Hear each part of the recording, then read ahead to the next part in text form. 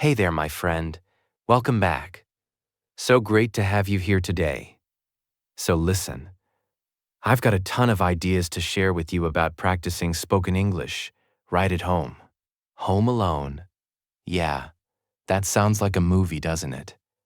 But trust me, you're going to love what we're about to get into. So let's jump right in. My name is Ariel, and I run a channel called English 5 Days, just in case you're new here. Today we're diving into how you can practice speaking English, even when there's nobody around. This is a real challenge for a lot of people, and I completely get it. Maybe there are no native speakers in your city, no tourists to bump into, no local conversation groups nearby. Maybe you're just not ready to hop on Skype and talk to a complete stranger, especially if you're a little on the shy side. Like me, that can feel really overwhelming. So what I want to do today is give you a bunch of practical, simple things you can actually do on your own. These are real activities you can do right at home, starting today. No excuses needed. Oh, and if you're wondering about that orange block behind me, yes, it's new. It's my meditation mat. I'm tidying up and couldn't find a better spot. So there it sits. Now here's the honest truth. Watching videos and listening to podcasts is fantastic. But at some point, you've simply got to open your mouth and start speaking out loud. Talking with real people will come later. And yes, that's important too. But right now, let's focus on what you can do solo, at home, with zero pressure. The very first technique is called speaking into the mirror, and it's beautifully simple. You can do it first thing in the morning before brushing your teeth, or at night before washing your face. Speaking of washing your face, please do wash your face before bed. Your skin will thank you. My mom always reminded me, clean your face, scrub your neck, get all that dust and pollution off. The real magic here is building a habit, and that's the secret to any kind of learning. If you attach English practice to something you already do daily, it becomes almost effortless. When I was learning Chinese, I'd stand at the mirror after brushing my teeth and speak about my day ahead. Things like, today I'm going to the park. I need to buy vegetables. I'm meeting Jack at 6. That's brilliant for practicing future tense, and it feels completely natural when you do it regularly. Then at night, flip it around and talk about what you did. Great for past tense and present perfect. It's almost like speaking your diary out loud instead of writing it down. Reflective, personal, and genuinely effective. That's what makes this technique so powerful. The second technique I like to call collocation fun. And yes, it really is fun. Collocations are pairs or groups of words that naturally go together in English. For example, we say heavy rain in English. Not big rain, not strong rain, heavy rain. Learning these word combinations is what makes you sound truly natural and fluent. This method is built around a simple 3-step framework. Prepare, practice, and present. You prepare the collocations, practice making sentences, and then present a full little talk. The mirror is still your best friend here, and there are real reasons for that. You can watch your mouth movements, check your pronunciation, and observe your own body language. You might be surprised. Maybe you never move your hands, or maybe you gesture constantly without realizing it. Either way, being aware of how you come across physically actually improves your speaking confidence. Also, seeing a face looking back at you helps you get used to the feeling of speaking to someone. When I practiced Chinese only with books, speaking to a real person felt like a complete shock to my system. So here's how it works in practice. Start by choosing a topic, like science for example. Then collect around 6 or 7 collocations related to that topic from your course book or the internet. You could even use lessons from my channel. There's one on how to learn English packed with collocations. Go through the notes, pick out idioms and phrases like not rocket science or on the same wavelength. Step 2 is practicing those phrases in simple sentences in front of your mirror. Something like, cooking is not an exact science, or frying an egg, it's not rocket science. Then for step 3, grab a speaking topic and talk for a full minute, trying to use those phrases naturally. For instance, describe an area of science you find interesting, and just go for it. You might say something like, well, cooking is actually a branch of food science that fascinates me. When you heat things or mix sugar with vinegar, real chemical reactions happen. That's genuinely interesting. I think chefs and scientists are truly on the same wavelength, both experimenting, both discovering new things. And even though cooking isn't a hard science, it's an area I personally find really exciting. You're not aiming for a perfect answer here. You're just activating the language you've been learning. That prepare, practice, present cycle is a tried and tested approach that genuinely delivers results. Right, let's move on to the third technique. Practicing with short audios. Extensive listening through films and podcasts is wonderful, but for speaking practice, shorter clips work much better. Bite-sized audio keeps your concentration sharp and makes the whole process feel much more manageable. You can use recorded sample answers from websites, but they must be audio, not written text. A tool I really like for this is Lid Ling Chi. There's a free version with loads of great content. You can pick your level, browse the library, and find short audio lessons on all kinds of topics. As you listen, focus on picking out the stressed words in each sentence, rather than every single word. For example, nice to see you. The stressed words are nice, see, you, and you echo those back. You can also pick out little phrases or chunks that catch your attention and feel natural.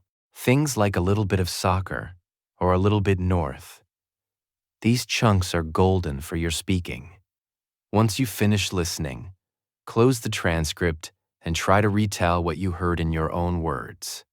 Then record yourself doing it. Yes, record yourself, because that pressure is actually really good for you. After recording, go back and compare what you said to the original tape script. Did you say a little bit of football or accidentally drop the of? Noticing those gaps is how you improve. That kind of self-feedback is essential. It creates awareness, and awareness drives real progress. Practice with short audios is one of the most underrated techniques out there, so please give it a go.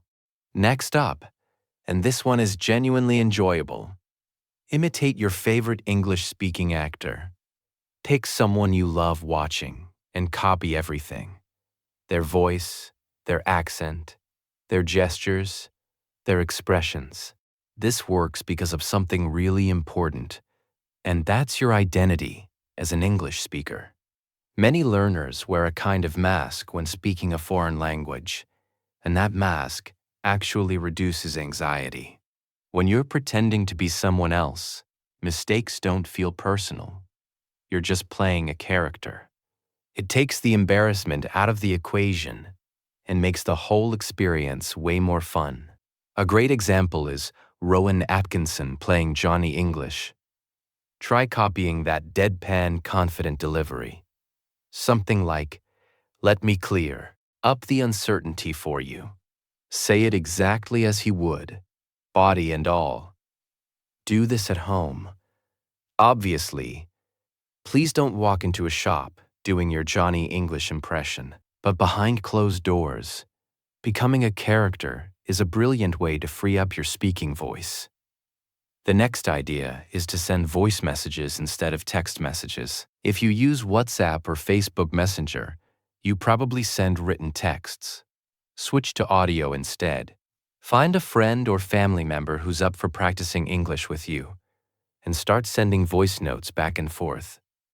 The beauty of voice messages is that unlike live calls, you get time to think and prepare before hitting record. And if you don't like how it sounds, delete it and record it again. No stress at all. It's not about being perfect. It's purely about getting more speaking practice into your daily life. Now here's a quirky but surprisingly useful one. Imitate how English speakers talk in your language. Think about tourists or foreigners you've heard trying to speak your native language with a thick English accent. Now try speaking your own language with that same English accent. Feel how your mouth moves differently. Then switch over to English while keeping that exact same accent and sound. Hello, how are you? Hear how naturally English that sounds when you carry that accent across. It's a really clever trick for getting your mouth and ears aligned with authentic English pronunciation. Moving on, let's talk about shadowing, which is one of the most powerful speaking techniques that exists. Your shadow follows you everywhere, always just behind you. That's exactly what you do with the speaker's voice. Find a short audio clip, listen through it once completely so you know what it's about. Then, on the second listen, repeat the words almost simultaneously, just a fraction of a second behind the speaker. Don't wait for a full C. Notens to finish before repeating.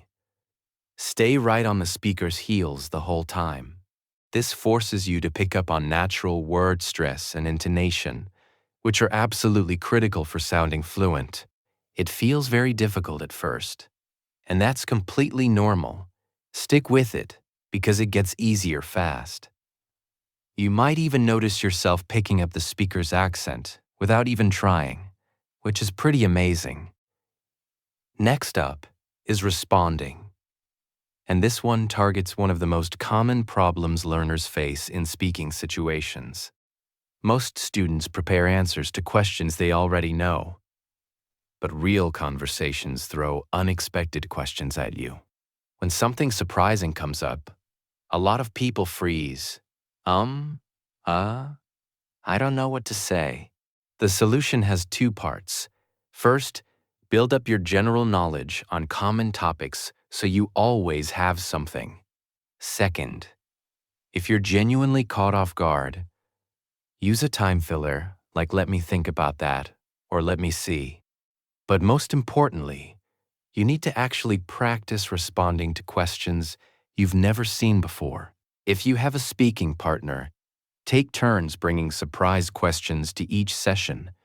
Don't share them in advance.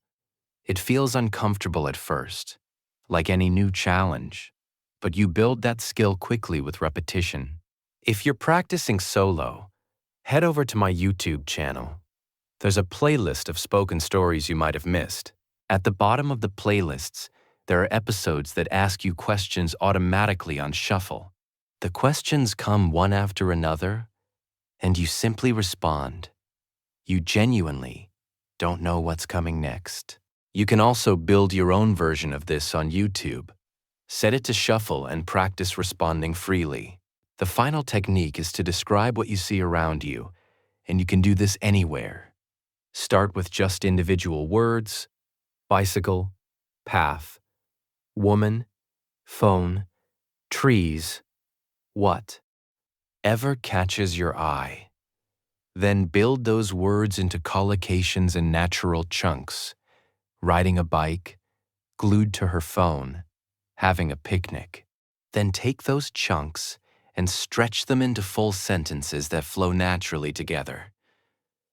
There's a man strolling along the path, and a woman riding a bike just ahead of him. Over there, a woman completely glued to her phone looks like she's getting ready to set up a picnic. You can do this at home or outside.